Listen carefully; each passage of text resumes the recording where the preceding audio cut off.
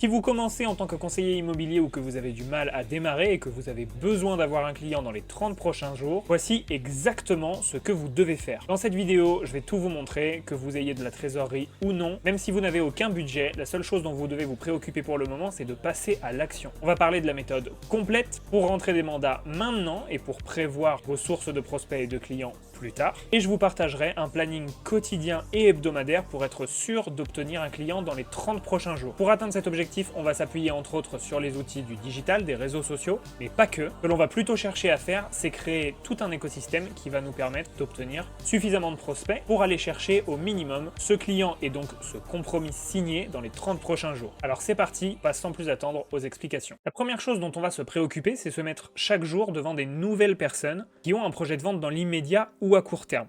Pour ça, on va devoir se préoccuper de ce qu'on appelle la prospection sortante. Ici, on parle vraiment des affaires faciles, des mandats de mauvaise qualité, mais qui vont nous permettre malgré tout de rentrer rapidement des affaires et de pouvoir construire une trésorerie et une assise pour prévoir le moyen long terme ensuite. Pour ça, on va donc s'occuper de ceux qui vendent en ce moment.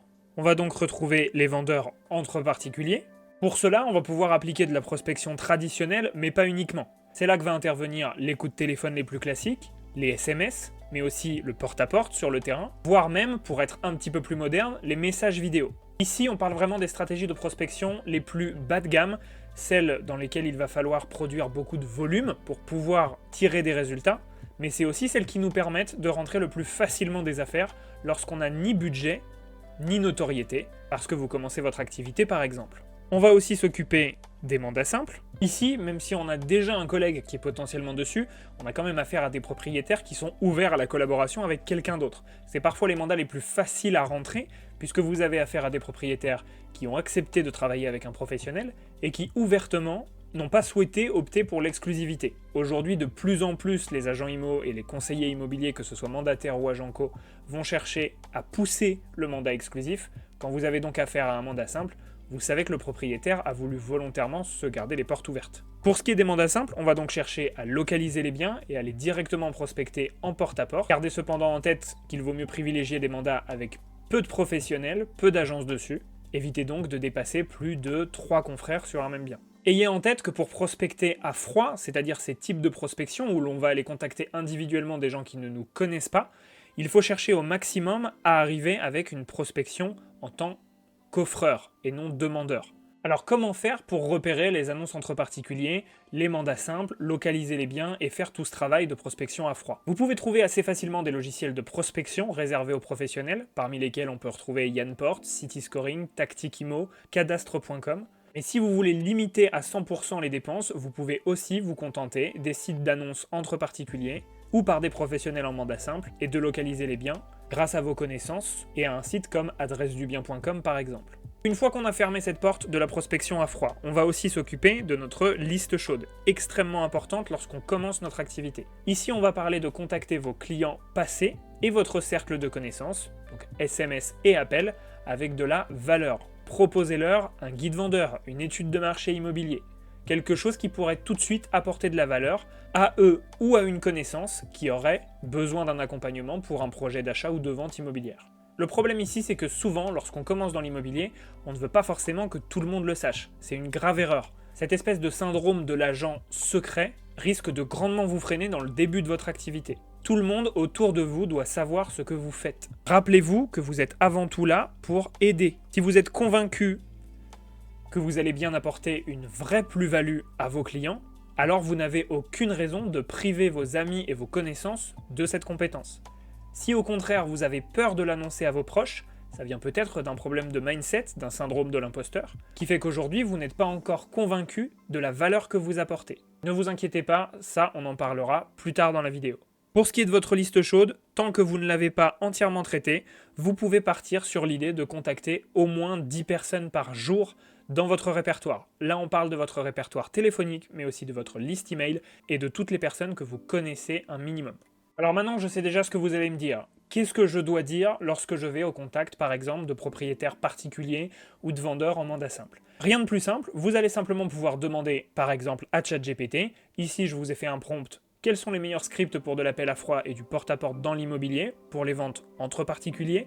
Et les mandats simples, je veux créer des scripts qui convertissent en mélangeant les stratégies de Tom Ferry, Mike Sherrard et Brandon Mulroney, qui sont des agents immobiliers, en l'occurrence du Canada et des États-Unis, qui sont spécialisés sur le scripting et les stratégies commerciales dans notre métier. Et je veux que tu crées des aides pour traiter les objections les plus courantes et une séquence sous forme de script de suivi complète.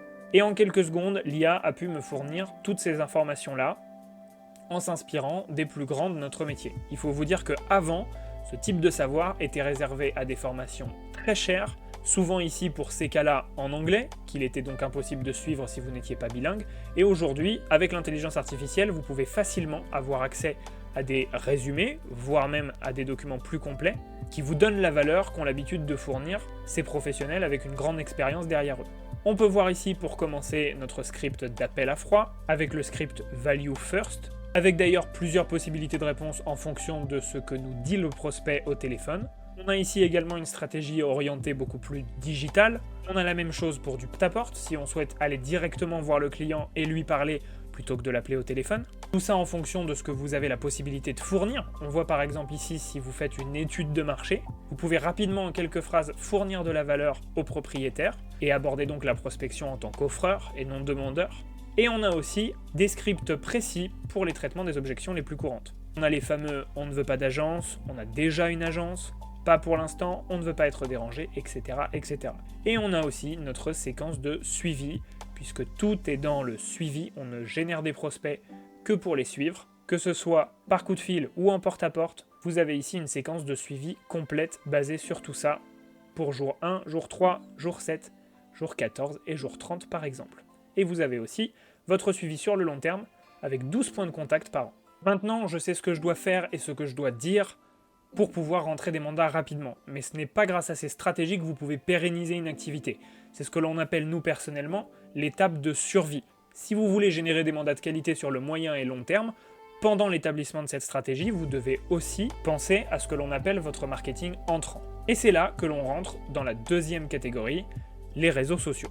L'un des meilleurs moyens aujourd'hui de générer des clients et des mandats, que ce soit dans l'immobilier ou dans d'autres domaines, c'est évidemment le digital, les réseaux sociaux, le référencement et la publicité entre autres. Je profite de ce moment pour prendre 10 secondes pour vous expliquer rapidement ce que l'on a mis en place, mon associé et moi. En tant que conseiller immobilier, on a créé un organisme de formation certifié, Algora, et sur ces 2 dernières années, on a déjà formé plus d'une centaine de conseillers immobiliers à mettre en place des stratégies de réseaux sociaux et de référencement dans leur activité pour générer des mandats comme on l'a fait nous-mêmes sur le terrain. Si vous êtes intéressé pour en savoir plus et pour qu'on puisse établir avec vous gratuitement une stratégie de développement sur les réseaux sociaux pour votre activité dans l'immobilier, vous pouvez regarder simplement dans la description de cette vidéo, prendre un rendez-vous visio d'1 heure et on se posera ensemble sur votre activité, vos enjeux et on vous donnera la direction à suivre pour la suite. Maintenant, pour revenir à notre sujet, qu'est-ce que l'on va devoir mettre en place sur les réseaux sociaux pour pouvoir prévoir notre activité sur le moyen et long terme ? D'abord, on va devoir forcément créer du contenu à forte valeur ajoutée. On parle ici de poster entre 3 et 5 fois par semaine. On va privilégier le format vidéo, qui est un vrai plus, et on va toujours chercher à produire du contenu à forte valeur ajoutée. En parlant par exemple du style de vie local, des commerces, des transports, des services, des différents quartiers. Quel quartier peut être privilégié pour des familles, pour des primo-accédants, etc., etc. On va pouvoir également mettre en place des visites de biens. Si vous n'avez pas encore de mandat, vous pouvez vous adresser à vos confrères de la même agence, du même réseau, ou même simplement à des agents locaux. Vous les citerez dans vos vidéos, vous redirigerez vers eux, mais vous allez pouvoir aussi produire du contenu de très bonne qualité dont ils bénéficieront, et qui pourra pour vous aussi mettre en avant votre savoir-faire et la qualité de votre contenu. Évidemment, on va devoir parler un petit peu de vous et produire du contenu perso. Vous allez pouvoir produire plein d'autres types de contenus, mais évidemment, on ne va pas tous les aborder ici. C'est un axe propre de votre stratégie de développement. Ici, on va plutôt parler des choses dans leur globalité. Si toutefois vous voulez une vidéo spéciale sur la création de contenu dans l'immobilier, n'hésitez pas à me le dire en commentaire. Sachez également qu'on fait des webinaires réguliers où on aborde beaucoup plus en détail la stratégie pour trouver ces idées et les écrire afin d'attirer des clients grâce à des réseaux sociaux comme Instagram par exemple. Ensuite, on va aussi parler de stories Insta quotidiennes. Le but des stories Instagram, ça va être d'abord de rester ce qu'on appelle top of mind, c'est-à-dire dans la tête des personnes qui vont vous suivre. Beaucoup commencent la journée par simplement visionner les stories de tout le monde. Ça va vous permettre de prendre ce créneau de visibilité et de rester devant les yeux de vos visiteurs et de vos futurs clients. On va donc chercher à produire au minimum une story par jour. Et ici, pas besoin de s'embêter avec du montage, vous allez pouvoir parler de votre quotidien, de vos trajets, de vos réflexions, vos apprentissages et de ce qui se passe chaque jour dans votre vie de conseiller immobilier. Ça va être également le moment de pouvoir organiser des suites de stories qui vont vous permettre de convertir vos visiteurs en prospects grâce à des sondages, des éléments engageants et des appels à l'action qui vont vous permettre de déterminer dans votre audience qui sont les plus à même d'avoir un projet immobilier sur le court terme. Si vous ne savez pas quoi poster, que ce soit en réel, donc en post vidéo, ou en stories, n'hésitez pas encore une fois à demander à l'intelligence artificielle, que ce soit à ChatGPT ou à d'autres outils comme Perplexity par exemple. On va ensuite suivre la reine du 10-10, on appelle aussi la reine des 3-10, pour l'engagement sur les réseaux sociaux. Cette règle, c'est la suivante, vous allez chaque jour produire 10 commentaires authentiques sur des publications des personnes que vous suivez et qui vous suivent, 10 interactions sur des stories et 10 DM, donc 10 messages privés intentionnels chaque jour. Ne faites pas ça d'une manière trop commerciale, n'abordez pas tout de suite la question de votre métier. Gardez en tête que l'objectif numéro 1 sur les réseaux sociaux, c'est de développer des relations.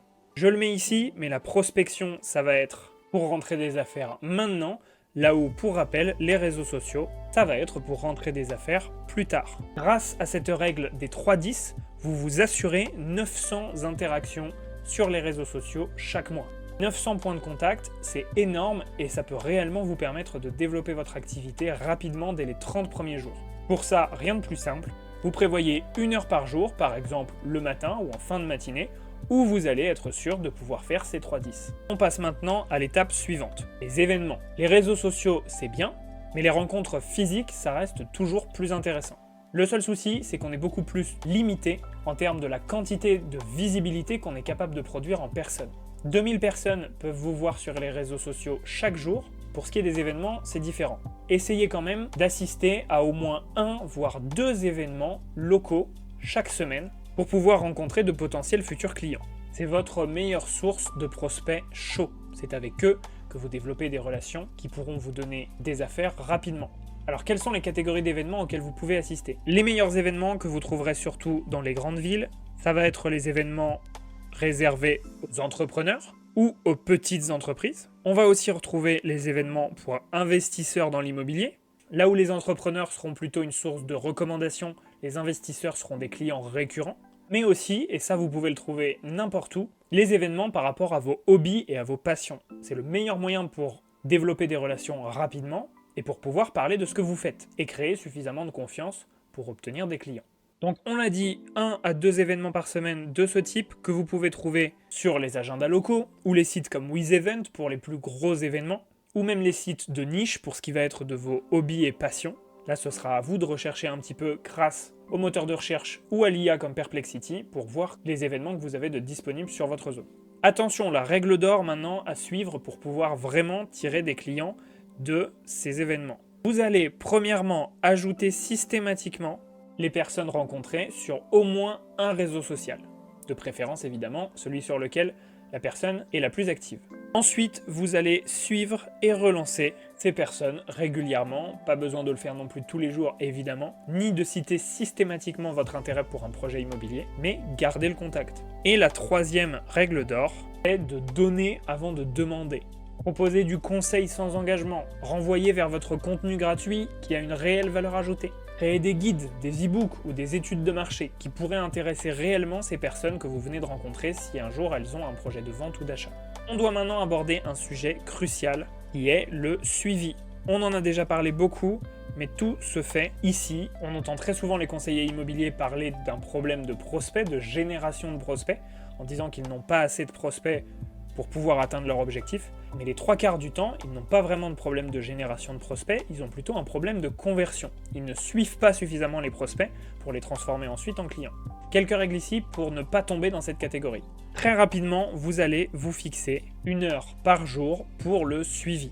On parle ici de suivi par appel, par SMS, par mail et par DM. Donc pour rappel, les DM, les messages privés sur les réseaux sociaux. Et très important, tout doit être traqué dans votre CRM. Il est quasiment impossible d'avoir un suivi performant en gardant simplement tout en mémoire. Vous devez avoir au moins un outil qui vous permette de savoir qui relancer à quel moment.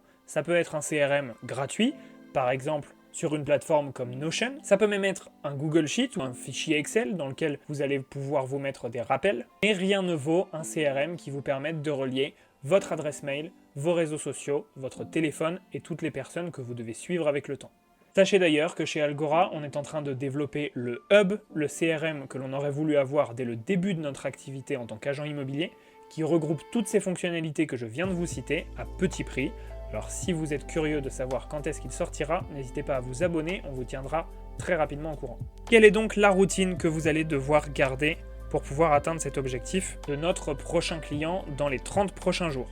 On le répète donc, on va chercher à avoir 15 conversations par jour en lien avec l'immobilier.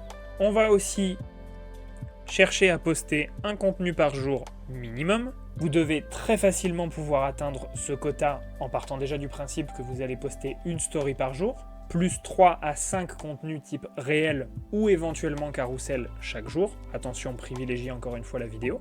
On va chercher à envoyer 10 messages privés sur les réseaux sociaux intentionnels par jour. Qu'est-ce qu'on veut dire par intentionnel ? Évitez tout de suite le message privé qui cherche juste à vous présenter et à dire que vous restez disponible en cas de besoin de conseils pour l'immobilier. Faites quelque chose de vrai, intéressez-vous à la personne, réagissez peut-être à un post récent et cherchez vraiment à la faire parler et à en savoir plus. On va également, on l'a dit, prévoir 1 heure de follow-up chaque jour. Et pour finir, on va chercher à participer à un événement local par semaine. Pour réussir à atteindre ces objectifs d'entrée qui vont nous permettre de développer notre activité sur le long terme, il va falloir faire un point rapide sur le mindset. La première chose que vous devez comprendre, c'est que personne ne vous sauvera et que vous avez déjà toutes les cartes en main. Aujourd'hui, d'autant plus avec des outils comme l'intelligence artificielle, l'information est très facile d'accès. Alors oui, vous trouverez, comme chez nous d'ailleurs, des plateformes qui regrouperont ces informations et qui vous accompagneront au cas par cas pour vous indiquer la marche à suivre, par où commencer, et ce que vous devez exactement faire en fonction de votre personnalité, de votre zone et de votre activité. Mais en réalité, la finalité, c'est que votre succès dépend toujours du passage à l'action et du moment où tout va reposer sur vos épaules et personne ne peut le faire à votre place. Vous devez prendre la responsabilité de vos actions et de votre business, personne ne pourra tout faire pour vous. Votre calendrier reflète également votre volonté de réussir. Très facilement aujourd'hui, on peut prendre votre agenda électronique et grâce à ça, prédire la vitesse à laquelle vous allez atteindre vos objectifs, et je dirais presque prédire l'avenir. Si votre emploi du temps est vide, votre portefeuille le restera aussi. Ce n'est pas seulement une question de quantité et de nombre d'heures que vous allez passer à travailler, mais aussi de ce sur quoi vous allez concentrer votre attention et de la manière dont vous allez vous organiser. Faites attention à rester productif et pas seulement occupé. Et pour finir, la confiance vient de l'action et non l'inverse. Trop souvent, on entend « oui, mais je ne peux pas produire de contenu parce que je ne me sens pas à l'aise à la caméra, parce que je n'ai pas l'habitude, etc. etc. » C'est toujours les mêmes excuses qui reviennent, mais la vérité, c'est que pour vous sentir à l'aise à la caméra et pour avoir l'habitude de publier du contenu, il faut vous y mettre un jour. Cette confiance, cette habitude, cette compétence viendra de la quantité d'actions que vous allez pouvoir mettre en œuvre. Si vous attendez d'être en confiance pour passer à l'action, c'est comme si vous attendiez d'avoir du chiffre d'affaires pour commencer à prospecter. Faites donc attention à voir les choses dans le bon sens. Plus vous pratiquez, plus vous devenez confiant et plus vous produisez.